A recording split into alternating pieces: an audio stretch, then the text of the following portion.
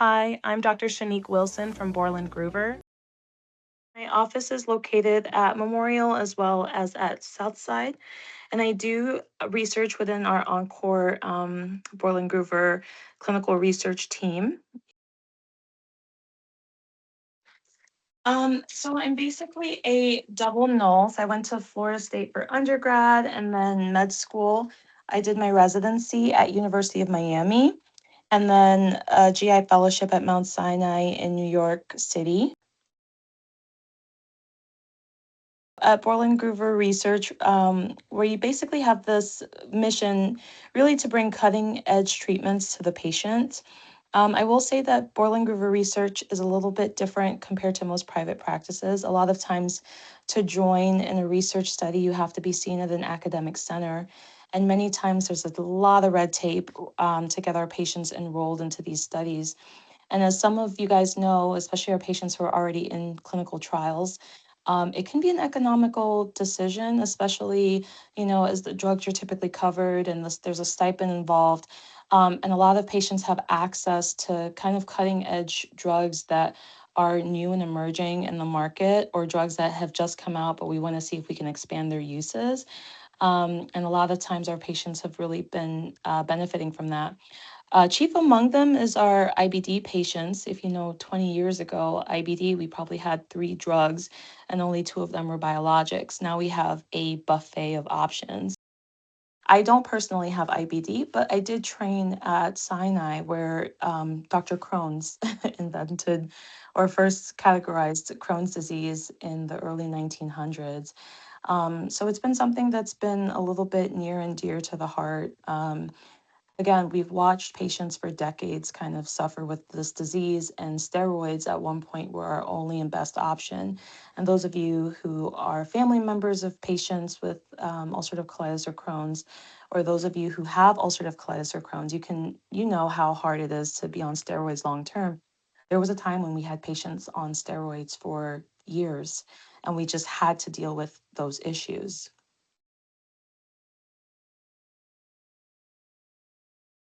The main component of IBD is that it's an immune mediated inflammatory bowel disease. So, what does this mean?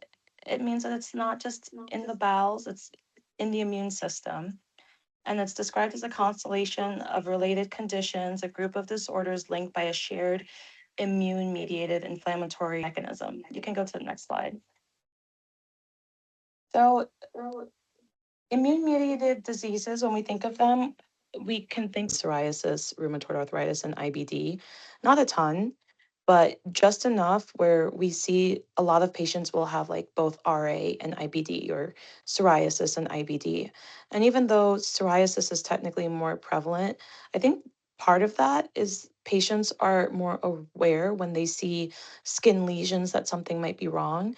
But IBD patients, sometimes our patients have a little bit more subtle symptoms, so they don't really get diagnosed early in their disease course. Next slide, please. So IBD overview. So we have 2 main types. There are other types, but the 2 main types that we think about are Crohn's and UC. We're going to talk about signs and symptoms, the impact on work, impact on mortality. And one distinction is when I'm sure a lot of patients with IBD know this, they'll say like, oh, I have ulcerative colitis or I have Crohn's, and they'll have friends say, oh, I also have IBS. Like these things are not the same. IBD is an inflammatory bowel disease that can honestly, left untreated, lead to significant disease, including cancers in some patients. And IBS, while it's annoying to deal with and it can be very disruptive to your life, it is not the same. However, a lot of patients with IBD have something called IBS IBD overlap, and it's becoming more recognized that yeah, you'll fix all your symptoms, you'll take care of your inflammation, everything else is going well in your life, but you'll still be symptomatic, and there is some overlap there. So we'll talk a little bit about that in the future as well. Next slide. Okay, so with Crohn's versus UC, so I will say that the location is the primary difference between these. So Crohn's can affect any part of the GI tract from mouth to anus. And we typically know the word skip lesions, meaning you'll have abnormal tissue, very deep penetration, and then you'll see just normal tissue for a few centimeters, and then maybe some other lesions. In many patients, you can even get something called just Crohn's ileitis. So, where the Crohn's disease only affects the small bowel, but doesn't actually affect the colon yet.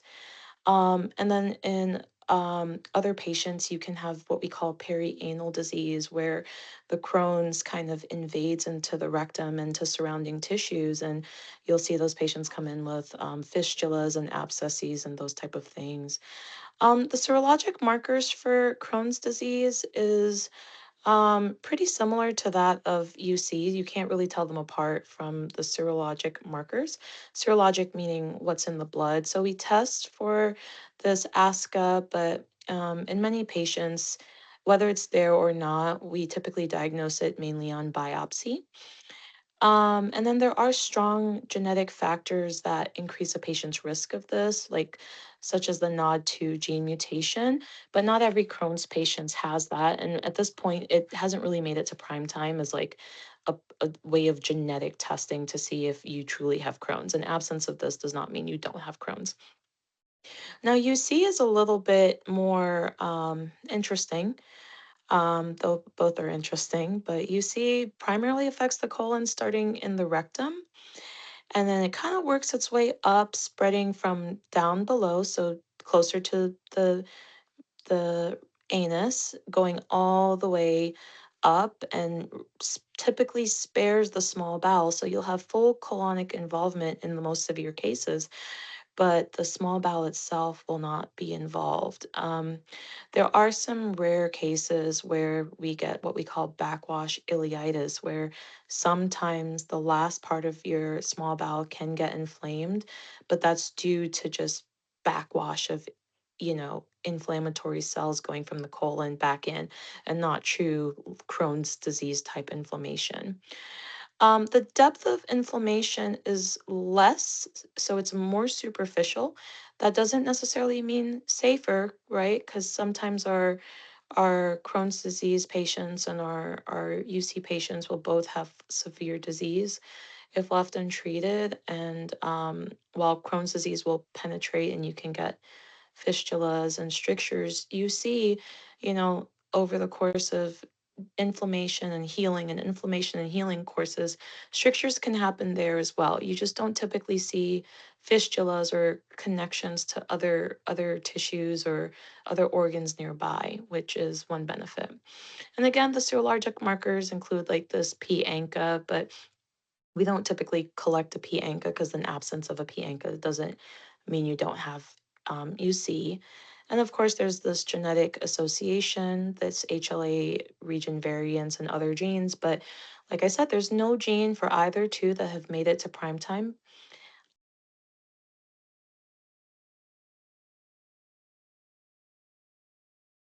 So the treatment options, so we talked about Old Faithful in the middle, at the top, corticosteroids. That's your prednisone and your budesonide. That's probably the oldest treatment that we've had. That's been used now for like over 100 years for this.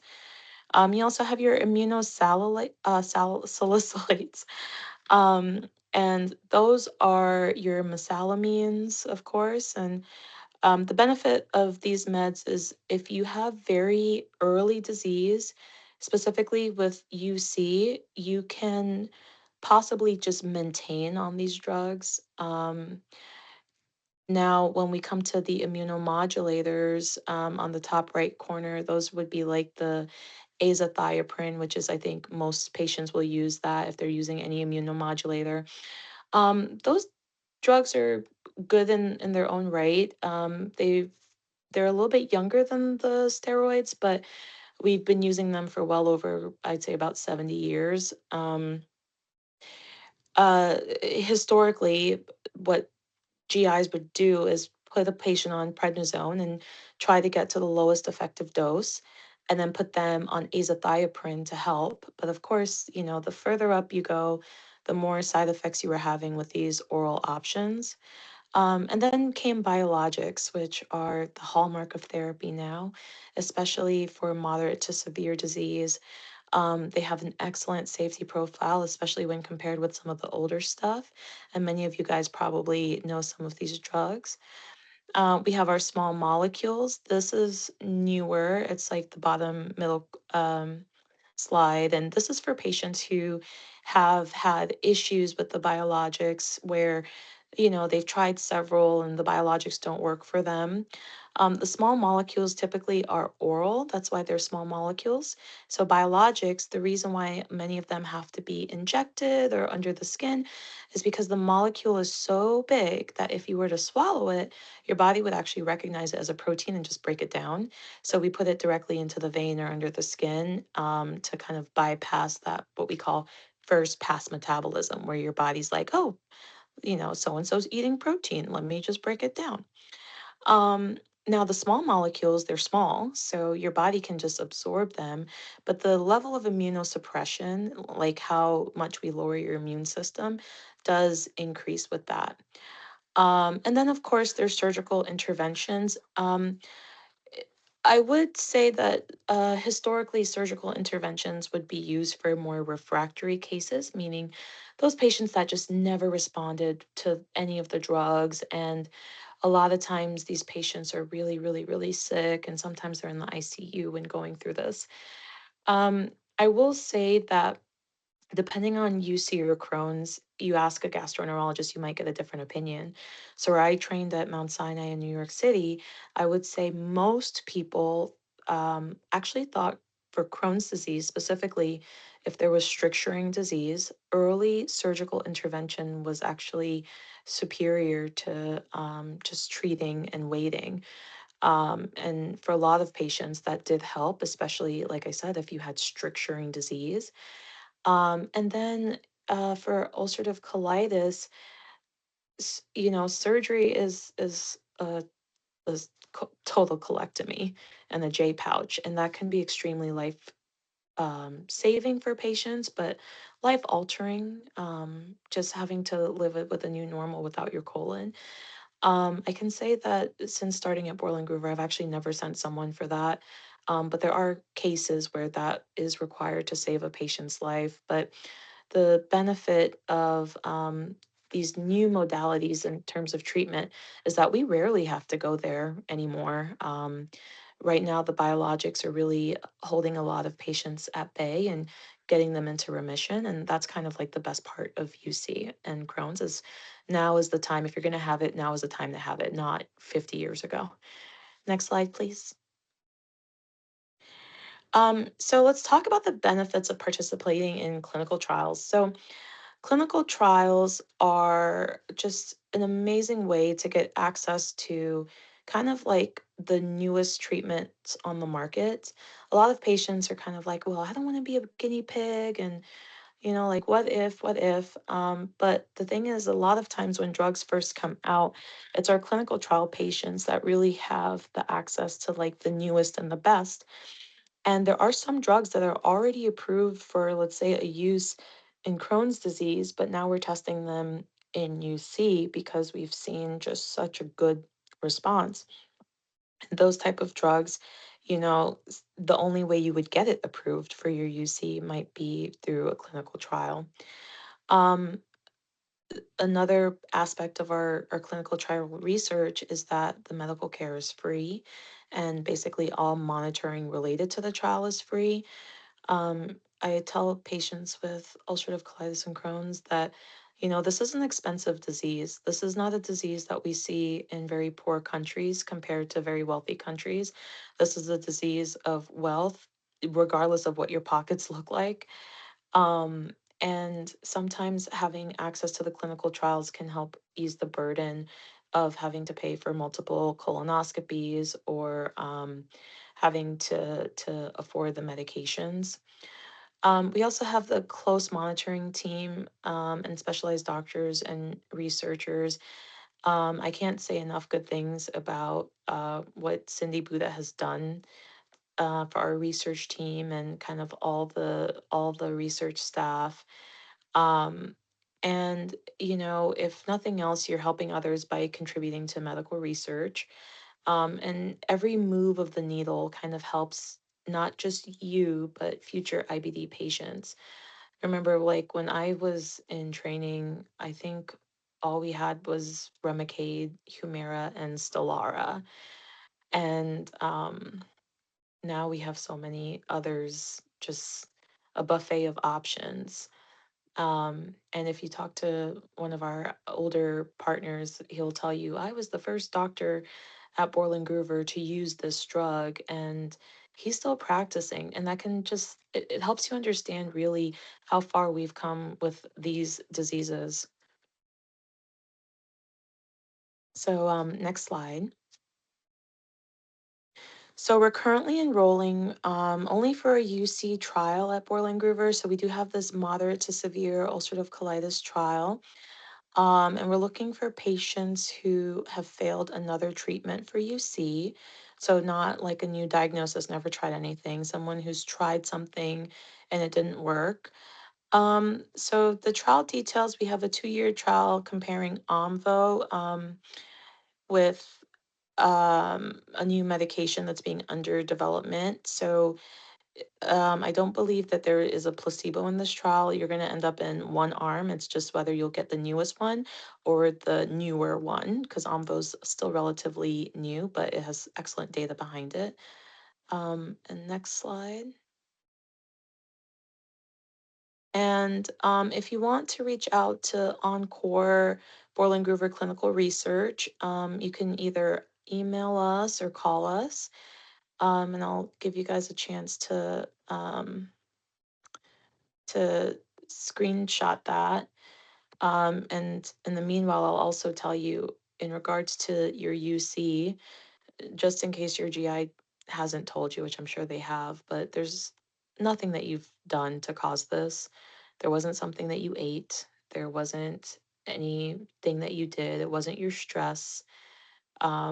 It's just something that happens. It's your immune system decided to overreact.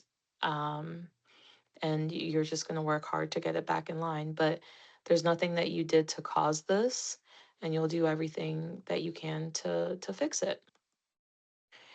And we can go to our next slide. So we do have one of our young researchers working on this research project comparing just looking at the vaccination rates in IBD patients. So I'm sure a lot of your GIs have spoken to you about the importance of vaccinating, especially while you're on some of these drugs. And some of these vaccines need to be given actually before you start these drugs, depending on your age. So if you can just, you know, click on this QR code or scan it with your phone, and then the survey will be sent to you after this by email after the presentation to kind of just um, pick your brains about what your vaccination status is.